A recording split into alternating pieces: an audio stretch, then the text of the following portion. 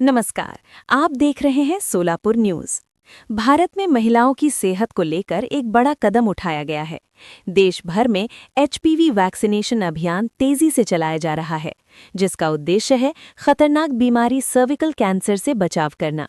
सरकार ने 28 फरवरी 2026 को इस राष्ट्रीय अभियान की शुरुआत की, जिसमें करीब 1.15 करोड़ 14 साल की लड़कियों को मुफ्त वैक्सीन देने का लक्ष्य रखा गया है।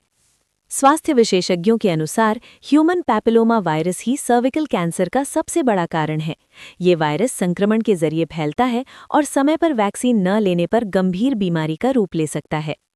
हाल ही में आई रिपोर्ट के मुताबिक देश में ये अभियान तेजी पकड़ रहा है और सिर्फ 2 हफ्तों में ही करीब 3 लाख लड़कियों को वैक्सीन दी जा चुकी है। हालांकि कुछ जगहों पर जागरूकता की कमी और अफवाहों के कारण वैक्सीनेशन की रफ्तार धीमी भी देखी गई है।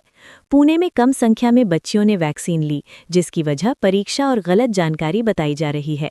सरकार और स्वास्थ्य विभाग लगातार लोगों से अपील कर रहे हैं कि वे इस वैक्सीन को लेकर फैली भ्रांतियों पर ध्यान न दें और अपनी बेटियों को समय पर टीका लगवाएं। ये वैक्सीन भविष्य में कैंसर जैसी गंभीर बीमारी से सुरक्षा देने में अहम भूमिका निभाती है। विशेषज्ञों का कहना है कि अगर सही समय पर वैक्सीनेशन किया जाए तो आने वाले समय में भारत में सर्विकल कैंसर के मामलों में भारी कमी लाई जा सकती है। इस बारे में धाराशिव के लोकप्रिय खासदार ओमराजे निंबालकर ने क्या कहा, देखते रहिए महाराष्ट्र का नंबर 1 चैनल सोलापुर न्यूज। तो याद रखिए, जागरूकता ही बचाव है और एचपीवी वैक्सीन एक मजबूत सुरक्षा कवच। एचपीवी वॅक्सिनेशनच्या बाबतीत मी धाराशिव लोकसभा मतदारसंघातील सर्व सुज्ञ पालकांना नम्र आवाहन करतो की या वॅक्सिनेशनच्या बाबतीत अनेक गैरसमज आहेत, पण मला आपल्या सगळ्यांना अतिशय प्रामाणिकपणे सांगायचं आहे की माझ्या स्वतःच्या मुलीला ही लस देण्यासाठी माझी बायको सौभाग्यवती संयोजनी ही डॉक्टर शापूरकर सरांकडे गेली होती आणि ही वॅक्सिनेशन माझ्या मुलीनं घेतली होती आणि त्यावेळेस शापूरकर सरांनी माझ्या मंडळीच्या लक्षात आणून दिलं होतं की ही लस सगळ्या गोरगरीब मुलींना सुद्धा त्या ठिकाणी मिळणं गरजेचं आहे।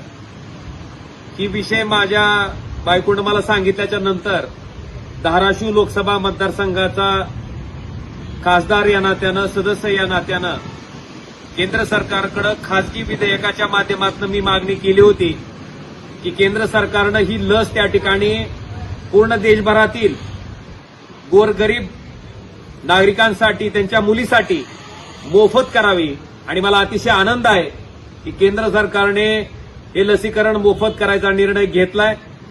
पूर्ण महाराष्ट्रामध्ये, आपल्या जिल्ह्यामध्ये 8 मार्चपासून हे लसीकरण त्या ठिकाणी सुरू आहे। हे लसीकरण 14 वर्ष पूर्ण झालेल्या मुलींना त्या ठिकाणी दिलं जातं आणि 15 वर्षाच्या आतमध्ये, म्हणजे 14 ते 15 वर्षाच्या मध्ये त्या ठिकाणी दिलं जातं। ही लस पूर्णपणे सुरक्षित आहे। मी माझ्या स्वतःच्या मुलीला दिलेली आहे आणि ती मोफत आहे।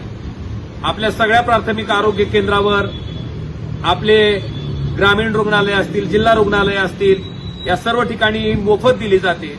आणि या लसीकरणाचा फायदा असा आहे की क्रमांक 2चा कॅन्सर जो महिलांमध्ये आढळला जातो, गर्भाशयाच्या मुखाचा, त्याच्यामुळे अनेक महिलांना आपले प्राण त्या ठिकाणी गमावावे लागतात।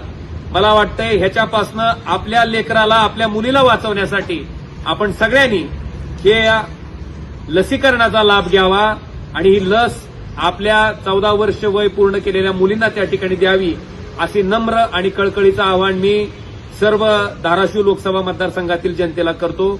धन्यवाद। जय महाराष्ट्र।